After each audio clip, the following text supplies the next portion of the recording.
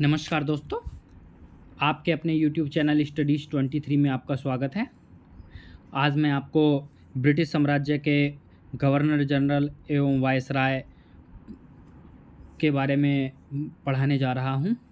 ये वीडियो किसी भी एग्ज़ाम के लिए काफ़ी ज़्यादा यूजफुल रहने वाली है। अगर आपको यह वीडियो पसंद आती है तो वीडियो को लाइक करें, शेयर करें और मेरे चैनल को सब्सक्राइब करें दोस्तों। तो चलिए शुरू करते हैं पहले गवर्नर से।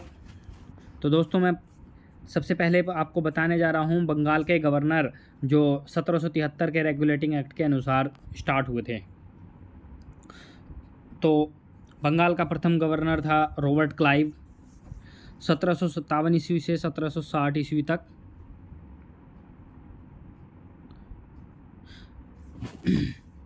अगला है होलवेल, 1760 में ही रहा था ये। इससे अगला गवर्नर वेंसिस्टार्ट, 1760 से 1765 तक ये गवर्नर था बंगाल का। अगला फिर से रॉबर्ट क्लाइव, दूसरा शासन इसका शुरू हुआ था 1765 ईस्वी से 1767 ईस्वी तक। इसके बाद वेरेलस्ट गवर्नर था बंगाल का 1767 से 1769 ईस्वी तक।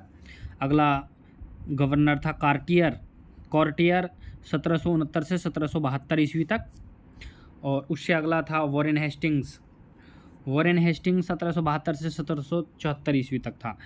तो बंगाल के गवर्नर जो था वॉरेन हेस्टिंग्स 1772 से 1774 ईस्वी, इसके टाइम में एक रेगुलेटिंग एक्ट आया था 1773 का, जिसके तहत बंगाल के गवर्नर को बंगाल का गवर्नर जनरल कहा जाने लगा था दोस्तों। 1773 में ये रेगुलेटिंग एक्ट आया था। तो दोस्तों मैं अब पढ़ाने जा रहा हूँ आपको बंगाल के गवर्नर जनरल। पहले बंगाल का गवर्नर था, अब बंगाल का गवर्नर जनरल हो गया था 1774 से 73 के बाद। तो बंगाल का प्रथम गवर्नर जनरल था वॉरेन हेस्टिंग्स, 1774 से 1785 ईस्वी तक इसका काल था। इसके टाइम में मुख्य घटनाएं काउंसिल और सुप्रीम कोर्ट से झगड़ा हुआ था। प्रथम मराठा और द्वितीय मैसूर युद्ध हुआ था। पिट्स इंडिया एक्ट आया था।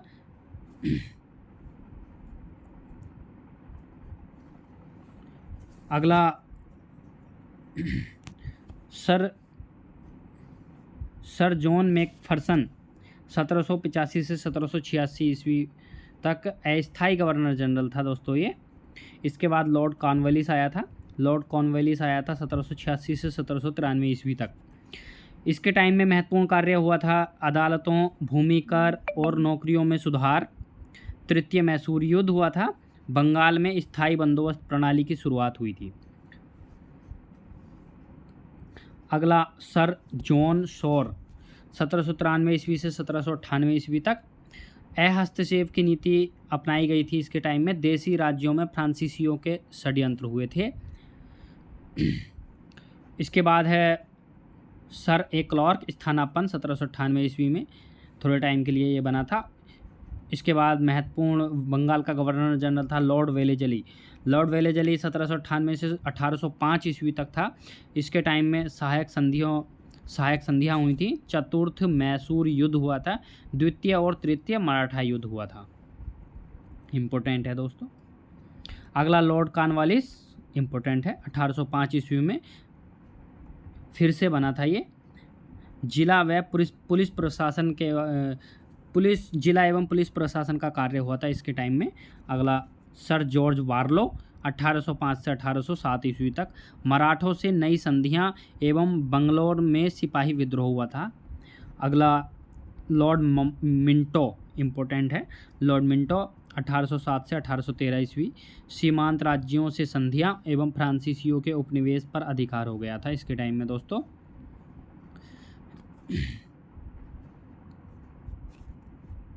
अगला मार्किवर्स ऑफ हेस्टिंग्स 1813 से 1823 ईस्वी तक। इसके टाइम में गोरखा युद्ध हुआ था। पिंडारियों का दमन हुआ था। मराठों की शक्ति का अंत हुआ था दोस्तों। शिक्षा को राजकीय सहायता मिली थी। अदालतों में सुधार हुआ था। जॉन एडम्स स्थानापन्न था ये भी, 1823 ईस्वी में आया था। इसके बाद लॉर्ड एमहर्स्ट, लॉर्ड एमहर्स्ट 1823 से 1828 ईस्वी तक रहा था। इसके टाइम में बर्मा का प्रथम युद्ध हुआ था। बैरकपुर की छावनी सैनिक कैंप 1824 में विद्रोह हुआ था दोस्तों, इम्पोर्टेंट है ये भी। इसके बाद आया था विलियम बटरवर्थ वेली, स्थानापन्न था 1828 ईस्वी में, थोड़े टाइम के लिए। इसके बाद था लॉर्ड विलियम बेंटिक, इम्पोर्टेंट है दोस्तों ये, 1828 ईस्वी से 1833 ईस्वी तक ठगी प्रथा का अंत किया था इसने, सती प्रथा का अंत किया था दोस्तों। भारतवासियों की ऊंचे पदों पर नियुक्ति की गई थी इसके टाइम पर। मैसूर का अंग्रेजी राज्य में विलय हो गया था दोस्तों इसके टाइम पर।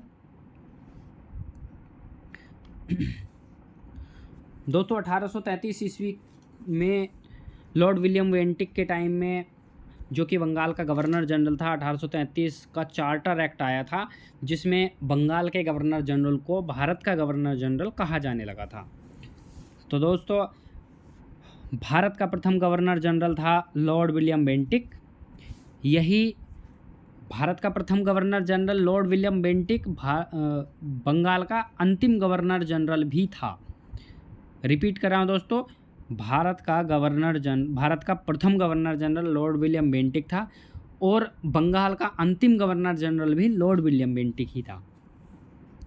तो लॉर्ड विलियम बेंटिक 1833 से 1835 ईस्वी तक आधुनिक शिक्षा का जन्मदाता, महत्वपूर्ण कार्य हुआ था इसके टाइम में, आधुनिक शिक्षा का जन्मदाता कहा जाता है। मैकाले की रिपोर्ट आई थी इसके टाइम में। ली कमीशन की नियुक्ति की गई थी दोस्तों। अगला सर चार्ल्स मेटकॉफ इम्पोर्टेंट, 1835 से 1836 ईस्वी तक प्रेस की स्वतंत्रता इम्पोर्टेंट है। अगला लॉर्ड ऑकलैंड, 1836 से 1842 ईस्वी, प्रथम आंग्ल अफगान युद्ध हुआ था इसके टाइम में। अगला लॉर्ड एलनवरो, 1842 से 1844 ईस्वी तक सिंध का अंग्रेजी राज्य में विलय हो गया था इसके टाइम पर। अगला इम्पोर्टेंट लॉर्ड हॉर्डिंग्स था, 1844 से 1848 तक प्रथम आंग्ल सिख युद्ध हुआ था इसके टाइम पर। अगला लॉर्ड डलहौजी 1848 से 1856 ईस्वी तक, इम्पोर्टेंट है दोस्तों। दूसरा आंग्ल सिख युद्ध हुआ था। हड़प नीति को अपनाया था लॉर्ड डलहौजी ने। हड़प नीति और रेलों का प्रारंभ हुआ था और शासन सुधार हुआ था दोस्तों इसमें। अगला इम्पोर्टेंट लॉर्ड कैनिंग, 1856 से 1858 ईस्वी तक। 1857 का प्रथम स्वतंत्रता संग्राम हुआ था। विश्वविद्यालयों की स्थापना, कंपनी के शासन का अंत हुआ था दोस्तों।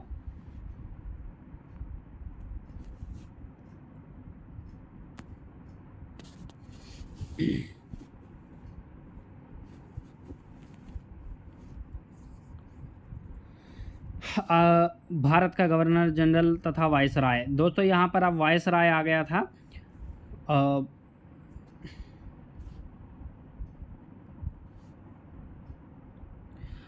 भारत का अंतिम गवर्नर जनरल दोस्तों लॉर्ड कैनिंग था और यही भारत का प्रथम वायसराय भी कहा जाता है। भारत का प्रथम वायसराय लॉर्ड कैनिंग था और अंतिम गवर्नर जनरल भी लॉर्ड कैनिंग ही था दोस्तों, इम्पोर्टेंट है दोस्तों।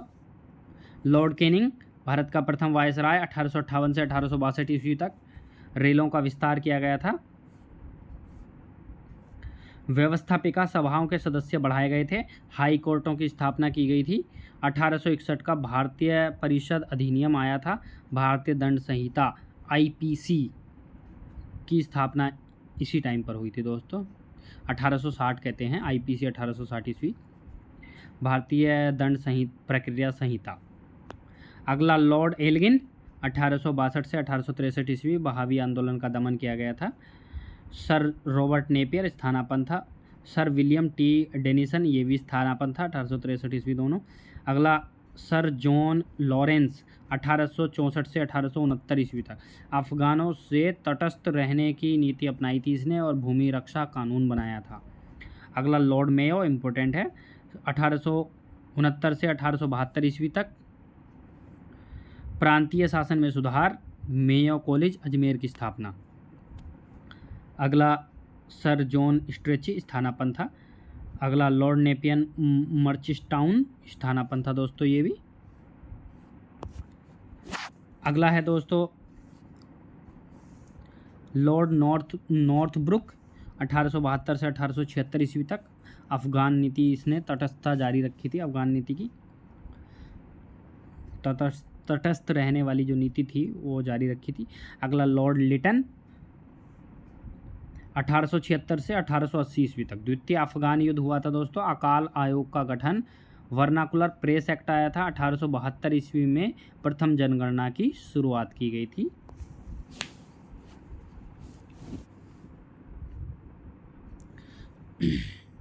अगला लॉर्ड रिपन 1880 से 1884 अफ़गान युद्ध की समाप्ति हुई थी। इसके टाइम पर इलवर्ट बिल पर बहस हुई थी। प्रेस की स्वतंत्रता, स्थानीय स्वशासन की शुरुआत हुई थी दोस्तों। अगला लॉर्ड डफरिन 1884 से 1888 ईस्वी तक कांग्रेस की स्थापना हुई थी। इंपॉर्टेंट है डफरिन। तीसरा आंग्ल वर्मा युद्ध हुआ था दोस्तों। अगला लॉर्ड लैंसडाउन 1888 से 1894 ईस्वी तक। 1892 ईस्वी का सुधार मुस्लिम संगठन का आरंभ हुआ था दोस्तों। इसके टाइम पर लॉर्ड एल्गिन द्वितीय 1894 से 1899 तक। 1895 से 98 के मध्य भयंकर अकाल हुआ था। ये कोई इम्पोर्टेंट कार्य नहीं था, मतलब इसके टाइम में यह अकाल पड़ा था। अगला लॉर्ड कर्जन इम्पोर्टेंट है। 1899 से 1904 ईस्वी शासन तथा शिक्षा सुधार किया था। महामारी और अकाल आए थे इसके टाइम पर। लॉर्ड कर्जन इम्पोर्टेंट है, दोबारा आया था 1904 से 1905 ईस्वी तक। बंगाल का विभाजन हुआ था इसके टाइम पर। रेलवे बोर्ड का गठन 1905 ईस्वी में हुआ था। फ्रेजर कमीशन आया था, पुलिस सुधार।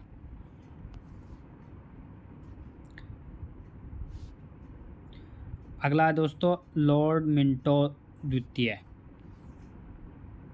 1905 से 1910 मुस्लिम लीग की स्थापना हुई थी। मार्लिमेंटो सुधार 1909 में आया था। मुस्लिम लीग का गठन 1906 में किया गया था। ये इंपॉर्टेंट कार्य थे इसके टाइम के दोस्तों। लॉर्ड हॉर्डिंग 1910 से 1916 ईस्वी तक। इसके टाइम पर दिल्ली दरबार लगाया गया था। बंगाल विभाजन का रद्द किया गया था। प्रथम विश्व युद्ध जो कि 1914 में शुरू हुआ था, इसके टाइम पर इसके समय में ही हुआ था। अगला लॉर्ड चेम्सफोर्ड 1916 से 1921 ईस्वी। होम रूल लीग की स्थापना की गई थी दोस्तों। जलियांवाला बाग हत्याकांड इसके टाइम पर हुआ था। रोलेट एक्ट आया था 1919 का। खिलाफत आंदोलन, असहयोग आंदोलन शुरू किए गए थे। अगला लॉर्ड रीडिंग 1921 से 1926 ईस्वी। कांग्रेस का दमन किया गया था। स्वराज पार्टी का गठन हुआ था इसके टाइम पर। एकमात्र यहूदी गवर्नर जनरल था ये। अगला इम्पोर्टेंट है लॉर्ड इरविन 1926 से 1931 तक। इम्पोर्टेंट है दोस्तों। भद्र आंदोलन हुआ था, कांग्रेस से समझौता हुआ था और गोलमेज सम्मेलन हुआ था इसके टाइम पर। लॉर्ड वेलिंगटन 1931 से 1934 ईस्वी तक। कांग्रेस का दमन हुआ था इसके टाइम पर। लॉर्ड लिनलिथगो 1934 से 1936 ईस्वी। प्रांतीय स्वराज्य की स्थापना हुई थी।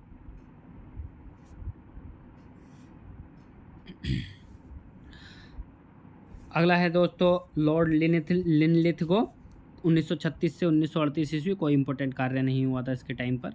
अगला फिर से लॉर्ड लिनलिथगो 1938 से 1943 तक बना था। इसके टाइम पर द्वितीय विश्व युद्ध प्रारंभ हुआ था। द्वितीय विश्व युद्ध 1939 में शुरू हुआ था दोस्तों, जो कि 1945 में जाके ख़त्म हुआ था। भारत छोड़ो आंदोलन प्रारंभ हुआ था दोस्तों। अगला लॉर्ड वेवेल 1943 से 1947 ईस्वी तक। कांग्रेस नेताओं की रिहाई हुई थी। द्वितीय महायुद्ध का अंत हुआ था। केंद्रीय तथा प्रांतीय सभाओं का नया चुनाव, विधानसभा का चुनाव हुआ था। कैबिनेट मिशन 1846 ईस्वी वाला शुरू हुआ था। जवाहरलाल नेहरू की अंतरिम सरकार 1946 में बनी थी। कैबिनेट मिशन 1846 नहीं है दोस्तों, ये 1946 है, गलत मिसप्रिंट है। भारत विभाजन की ओर ये इम्पोर्टेंट कार्य हुए थे इसके टाइम पर दोस्तों। तो 1900 लॉर्ड माउंटबेटन 1947 से 1948 में बना था। पाकिस्तान और भारतीय संघ की स्थापना हुई थी। सांप्रदायिक दंगे हुए थे। कश्मीर युद्ध हुआ था। गांधी जी की हत्या हुई थी इसके टाइम पर। इम्पोर्टेंट काम था, इम्पोर्टेंट कार्य थे ये। चक्रवर्ती राजगोपालाचारी 1948 से 1950 ईस्वी। देशी राज्यों का एकत्रित होना नवीन संविधान का निर्माण। दोस्तों, भारत के अंतिम वॉयसराय लॉर्ड माउंटबेटन था और स्वतंत्र भारत का प्रथम गवर्नर जनरल भी लॉर्ड माउंटबेटन था और स्वतंत्र भारत का प्रथम भारतीय गवर्नर जनरल चक्रवर्ती राजगोपालाचारी थे।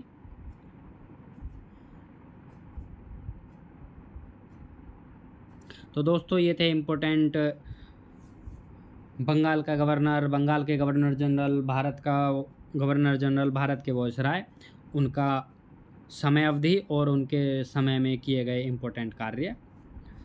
अगर दोस्तों यह वीडियो आपको पसंद आए तो लाइक करें, शेयर करें और चैनल को सब्सक्राइब करें। Thank you so much.